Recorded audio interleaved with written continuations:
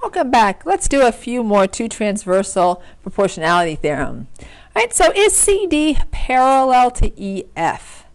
Explain how you determined your answer. This is very similar to the converse of the triangle proportionality theorem. This is essentially converse of two transversal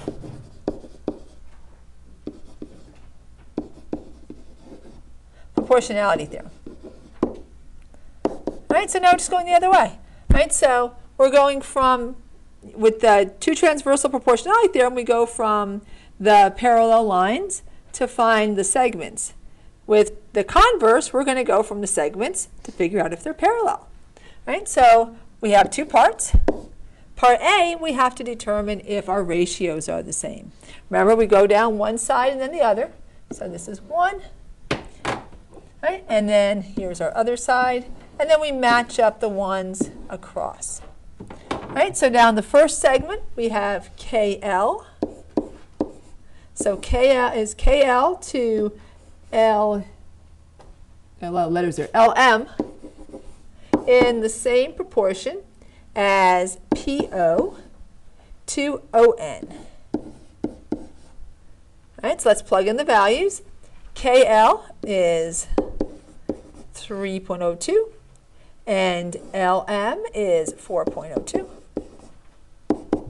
PO is 3 and ON is 4. So initially it looks a little like, can we cancel out the 0? Can we cancel out the 2? Well, it can't really reduce very well this way. What we can do though is multiply by power of 10. Specifically, if we multiply by 100 to the numerator and denominator, and we only need to do one fraction because that's the only one that has decimals, we will clear out the decimals. We won't change the value of the fraction because multiplying by a number over itself is the same as multiplying by 1. Right? Because 100 over 100, that's just 1. Right? So we'll move the decimal place over. That gives us 302 and 402. Now that is much easier to reduce. They're both divisible by 2. I don't know if they're divisible by much else, but definitely divisible by 2. Right? If we divide by 2, we'd get 1 and then 151. And then if we divide 402 by 2, we get 201. And I'm fairly certain that those are prime numbers. I'm also certain that they do not equal 3/4. Okay? If you weren't sure, you could plug that into a calculator and get a decimal. If you weren't sure, like, maybe I can reduce that more and maybe they'd be the same. Right? If I take, because they're kind of large prime numbers there, you may not know if they're prime. So if I were to take a calculator and I divided 151 by 201, I get a never-ending decimal here. 0.712 is 4 decimals of it. That doesn't equal 3/4, which is 0.75. So if you're not sure, you can also change it to a decimal when you have a fraction that's not so easy to reduce. And I don't think 151 over 201 would reduce at all. And so here we can see that those two ratios are not the same. So now we have our part B. Since KL to LM does not equal PO to ON, we now know that CD, line CD, is not parallel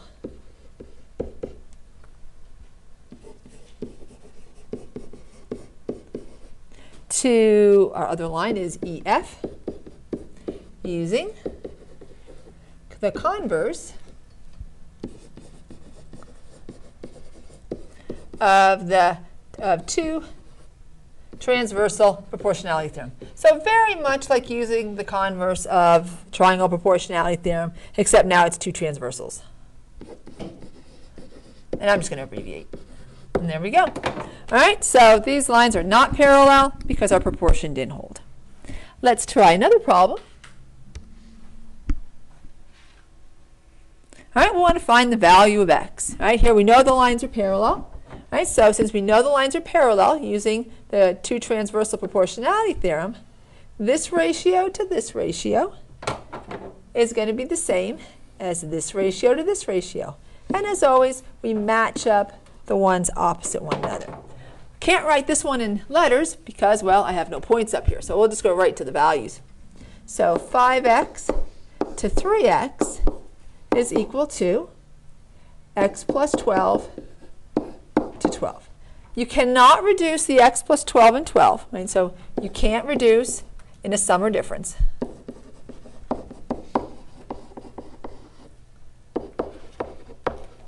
But you could reduce the 5x and the 3x. Because both of those are divisible by x. So we could cancel out the x, right? Which is a good idea because it's going to give us an easier problem. So now we have 5 over 3 equals x plus 12 over 12. We also could reduce across the denominator. Right? So we could also reduce 3 and 12 by 3. So 3 divided by 3 is 1. 12 divided by 3 is 4. And now we got a really easy problem to solve. We just cross multiply. 1 times x plus 12, that's just going to be x plus 12. And then 5 times 4. Right? Our two cross products. So now we just need to solve for x. X plus 12 equals 20, and x is 8. This was a little more involved problem. If you're not sure, you can always plug it back in and check your work. Let's just do that on this one. We haven't done too many checks on the two transversal proportionality theorem. All right, so if I plug it back in, and I have to plug it back into the original, 5 times 8 over 3 times 8 equals 8 plus 12 over 12. All right, now let's simplify. So that would be 40 divided by 24. And 20 divided by 12. And 40 and 24 are divisible by 8, so that would be 5/3. And 20 and 12 are divisible by 4. Right? 20 divided by 4 is 5. 12 divided by 4 is 3. So you can see that checks out. Right? So if you're not sure, plug it back into the original proportion and then just simplify. Do you get the same thing on both sides? Right? Couple more to go. This problem, by the way, is on the first page of notes. Right? It's technically a two transversal because the lines continue, but it does kind of look like a triangle as well. But either way, we're going to solve it the same way. Right? So remember, our transversals, or lines here, are going to divide. The lines that are intersecting are parallel lines, and these lines here are parallel because it says the lines are parallel. Line U and V are parallel. I'll even put the markings there. Right? So because those lines are parallel, where they intersect those two transversals, which in this case intersect, they are proportionate. So AB to BC is going to be in the same proportion as ED to DC. All right, so let's do this in words and then we'll substitute. AB to BC is equal to, and then on the other fraction we have ED to DC. We'll substitute the values. AB is 4, BC is 8 plus x. You cannot reduce those, some are different. And then ED is 3. There it is. All right, so we will just cross multiply. All right, so we've got 3 times x plus x. All right, so we got 24 plus 3x equals 20 plus 4x. And then we just need to get our x's on one side, so we'll subtract 3x from both sides. That gives us 24 equals 20 plus x, and then subtract 20 from both sides. So 4 is x, and we were asked to solve for x. So we did it. We're done. That's it. No more to this problem, unless you want to check. But we checked the last one, so maybe we won't check this one. All right, let's try another one. I don't think we have too many left. We have 1, 2, 3. 3 is it. All right, so is VW parallel to WY? All right, so we're going to use, again, we're going to use this is sort of a triangle, but the lines go past it. You can call this proportionality theorem, triangle proportionality theorem, or two transversal proportionality theorem, whichever you prefer, because the line goes outside. We'll just call it converse of two transversal proportionality theorem.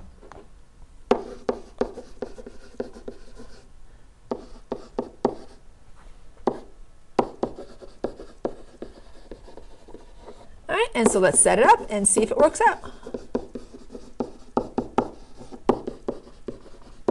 All right, so it has to be xw and matched with wv, and xy matched with yz. So xw is 6, vw is 3, xy is 7, yz is 4.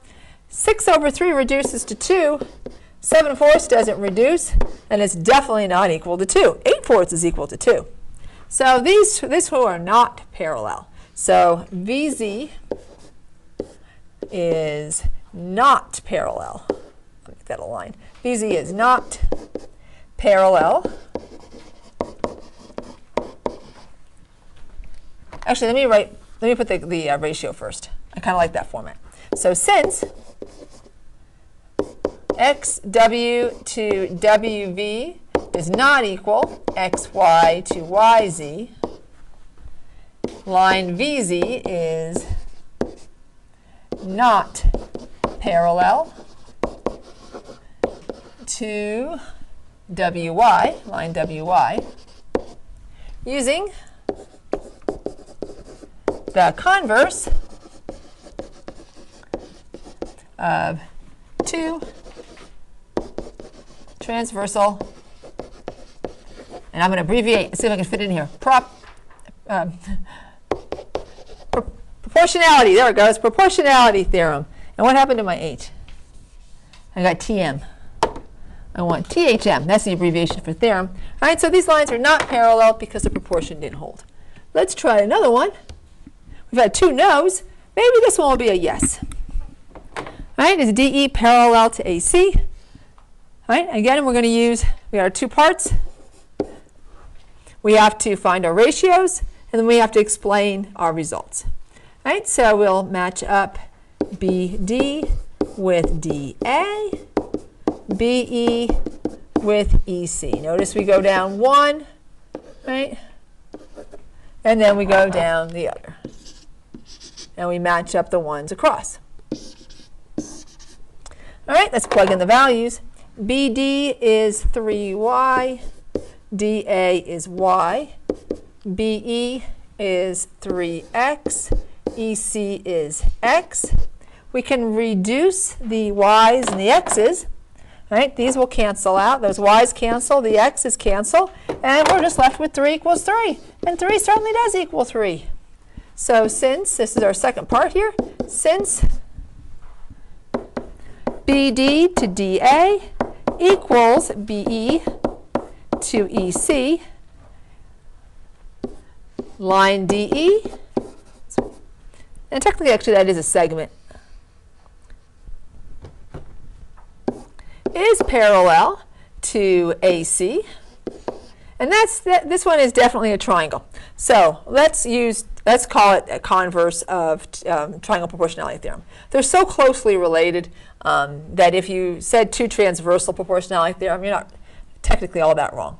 All right, so but this time let's use converse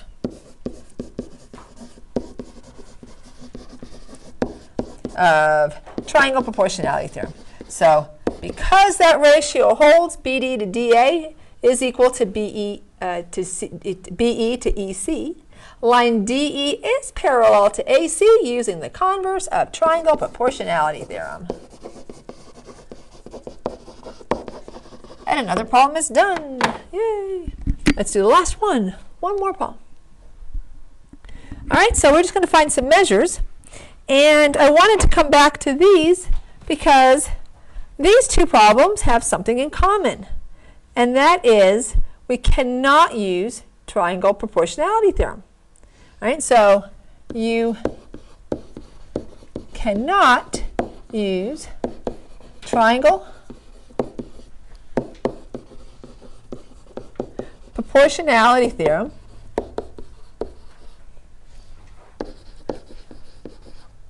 when solving for the parallel sides. Oh, look at that word for. Right? You can only use for the split sides. That's why it's called side splitter.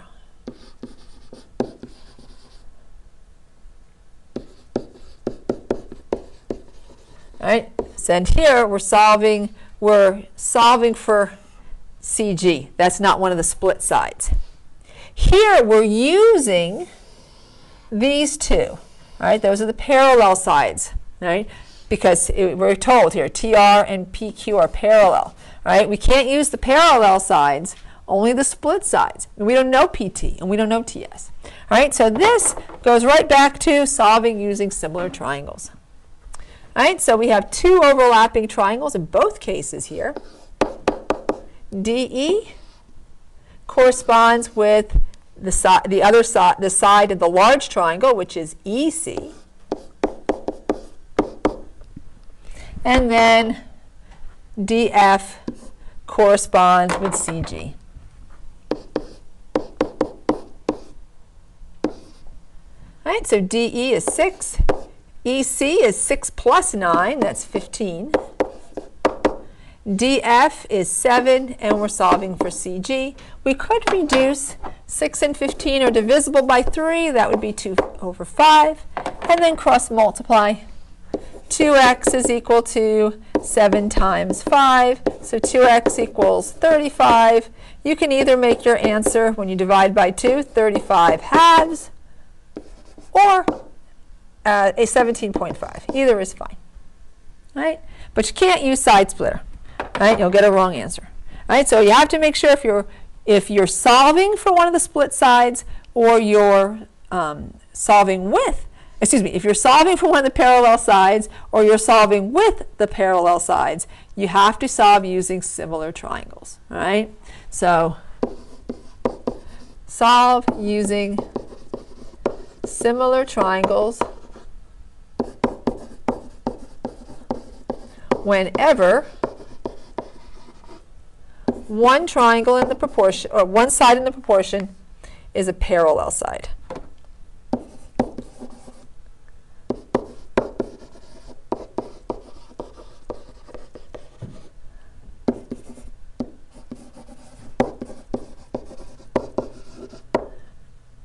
All right, let's solve for the last one here.